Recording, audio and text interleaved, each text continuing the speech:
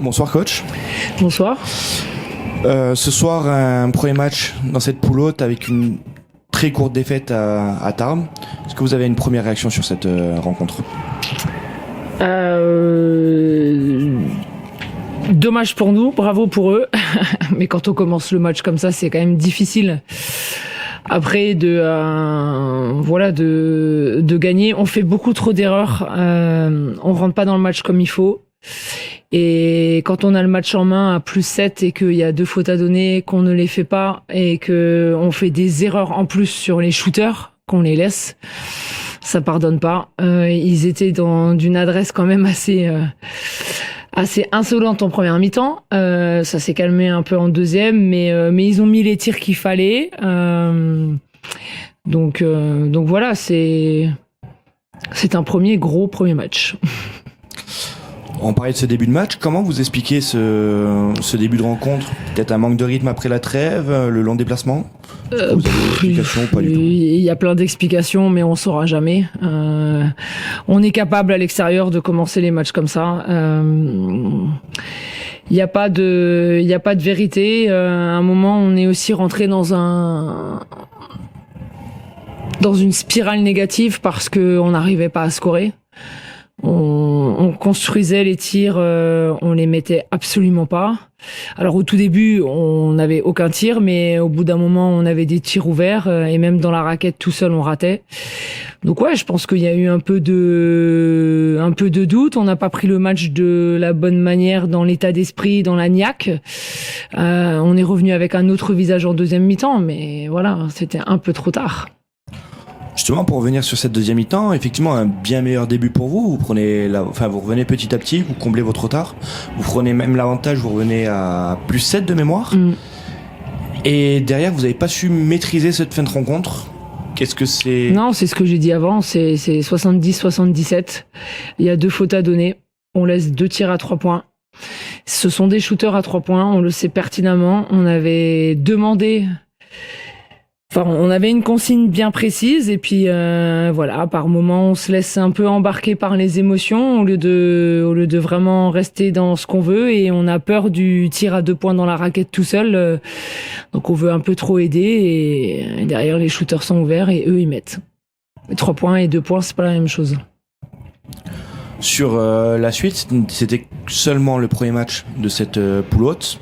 Quels sont vos objectifs et Ah ouais, non mais là on n'est pas... Alors c'est sûr que les têtes étaient baissées dans le vestiaire, on peut s'en mordre les doigts, mais en attendant...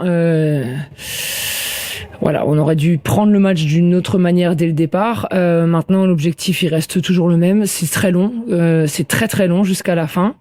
C'est sûr que là, on part avec un petit désavantage, mais nous, faut qu'on reste focus sur notre cible parce que c'est important. On n'a pas été dans les meilleures conditions non plus. On vient sans bigote.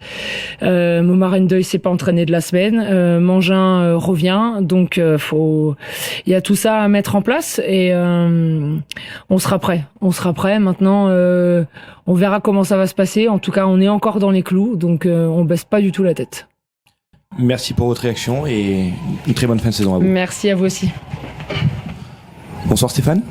Bonsoir Thomas.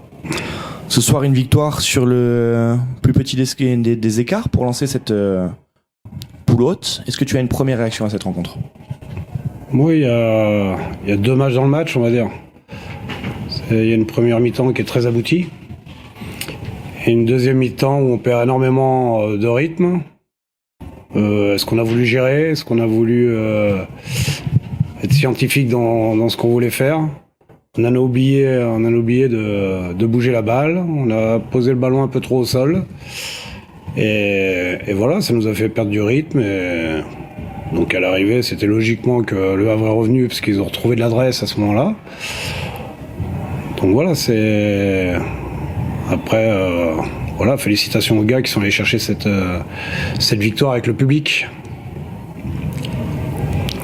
On a vu un début de rencontre sur les chapeaux de roue. Vous avez pris très rapidement le large. Et puis petit à petit, dans cette première mi-temps, le soufflet est retombé.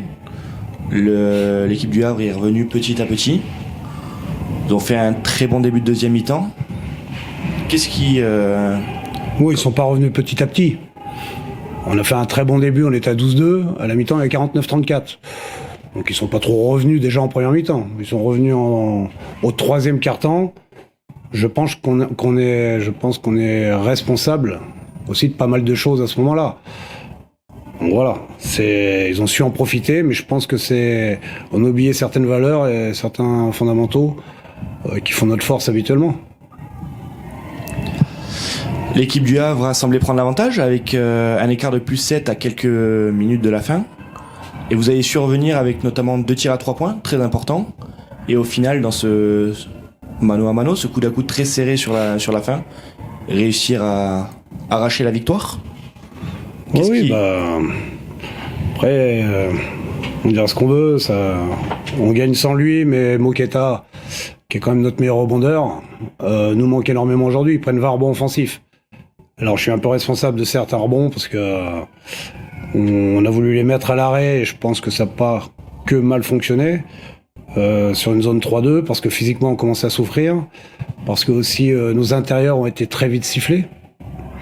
Donc quand il vous en manque un et que les 3 autres sont très vite sifflés, à un moment il faut protéger les joueurs, sinon on n'allait pas jusqu'à la 40e minute. Hein. Donc voilà, c'est aussi une des raisons je pense qu'on a été obligé de gérer notre secteur intérieur sur les fautes très rapidement. Hein. Donc à partir de là, c'est sûr que l'écart, on n'a pas pu le faire plus que ça. Maintenant, je pense que oui, le feu de paille, quand ils sont passés à plus 7, ils auraient pu remporter le match. Je pense que sur l'ensemble du match, la physionomie du match, on mérite quand même, et pour nous et pour notre public, d'aller chercher cette victoire, malgré leurs 20 rebonds offensifs. Excusez-moi, j'ai attrapé froid sur le banc, ça allait trop vite. Et malgré leurs 20 rebonds offensifs, mais comme je dis, quand on fait zone, on s'expose énormément aux rebonds offensifs adverses. Une fois de plus, une très grande adresse à 3 points, plus de 51% au tir à 3 points. Comment expliquer cette statistique qui revient régulièrement après le match contre Rennes, après d'autres matchs de la saison? C'est votre force en fait cette saison. Peut-être qu'on a des joueurs à droit aussi. Après, on a été d'autant plus à droit qu'en étant en rythme. Mais je pense qu'on a quand même oublié quelques fois les intérieurs. Donc voilà, je pense que notre alternance en deuxième mi-temps n'est pas bonne du tout. En première mi-temps, au début, non, mais comme on a une réussite monstrueuse, c'est pas un souci. Mais comme je dis, il faut pas se cacher, il faut quand même continuer à respecter l'alternance dans le jeu, parce que si à un moment l'adresse descend un petit peu, que ça soit dû à l'adversaire ou dû à une maladresse de notre part, c'est pas à ce moment-là qu'il faut dire on va jouer sur les intérieurs. Il faut avoir des menaces à l'intérieur, à l'extérieur, et même quand tout va bien à l'extérieur, il faut savoir mettre quelques ballons à l'intérieur. C'est ce qu'on appelle l'alternance au basket. Et on l'a pas bien fait en première mi-temps, donc en deuxième mi-temps, quand on a dû s'appuyer dessus, c'était plus compliqué. Voilà. Je parlerai que de ça. L'Union qui démarrait cette poulotte en milieu de classement, qui vient chercher directement une victoire contre l'équipe qui a fini premier de la poule B, c'est un gros coup déjà. Ah oui, ça faut être clair. Hein. Je pense pas qu'on a un gros goal average, mais c'est pas grave. Je pense que cette équipe du Havre va faire beaucoup de victoires en deuxième phase. Donc à partir de là, avoir pris un point contre eux, c'est tout bénef. C'est tout bénef et ça doit nous donner de la confiance, même si on n'en manquait pas. Est-ce que tu peux nous parler de tes objectifs avec ton équipe sur cette seconde phase? Oui, aller gagner à Saint-Vallier. Merci Stéphane, et on se retrouve contre Lionceau le mardi 11 mars. Merci Thomas.